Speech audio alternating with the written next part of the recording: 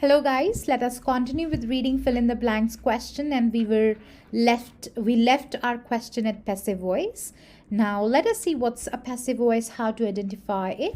There is always a helping verb before the blanks such as is, am, are, was, were, will be, has been, have been, had been and will have been. And if the subject is at the end of the sentence and whereas object is in the beginning, that is they have switched the places, then we will always use a third form of verb as our answer in the given blank. For example, like the sea turtles, we are drawn to the bright lights of our phones. So are plus drawn, that is third form of verb. Then we are torn, are is a helping verb and torn is third form of verb. Were named, were is a helping verb and named is third form of verb. Then there is another concept of prepositions, that is to. Very important because this is the most often asked question for students. Definitely one band is going to be contributed to your to, because if a blank after to requires a verb, then it has to be the first form of verb. Therefore, we need to forecast future development. So here the example says to.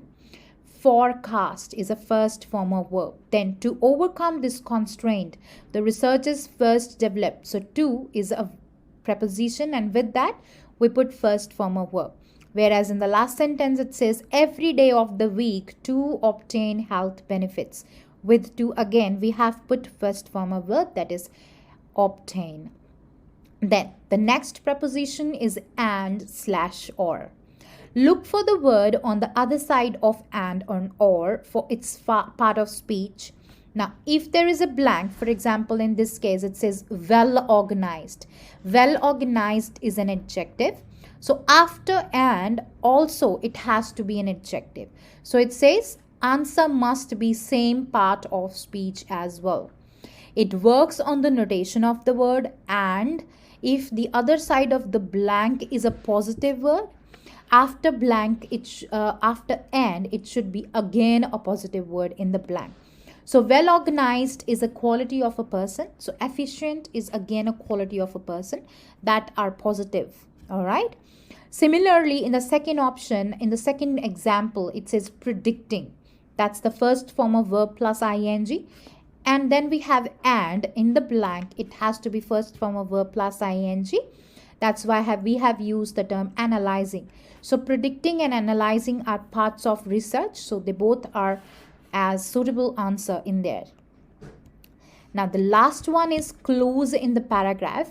For this strategy, definitely one needs to read the whole paragraph before deciding an answer you're not sure of. So leave that blank and attempt rest of them. There can be a similar word or a phrase that needs to be filled in. For example, in this case, you see it says the Dow Jones Industrial Average reports the average stock price of 30 large publicly traded US companies. It tends to lead. So to, this is a modal verb. This is a preposition with to. We put first form of verb. That's why it's lead. The state of the stock market as a whole, though its name would reflect. So would is a modal verb here. With modal verb again we have put the first form of verb, that's reflect. Then you to believe the DJIA is made up of only industrial companies. Companies is a noun. Industrial is an adjective. But what kind of adjective we have to put there? That's a hint. It says industrial in this one. In the beginning also it says industrial. So that was a hint in the paragraph. Whereas the DJIA in fact contains stocks across many industries, not all of which are industrial. The businesses average include finance, food, technology.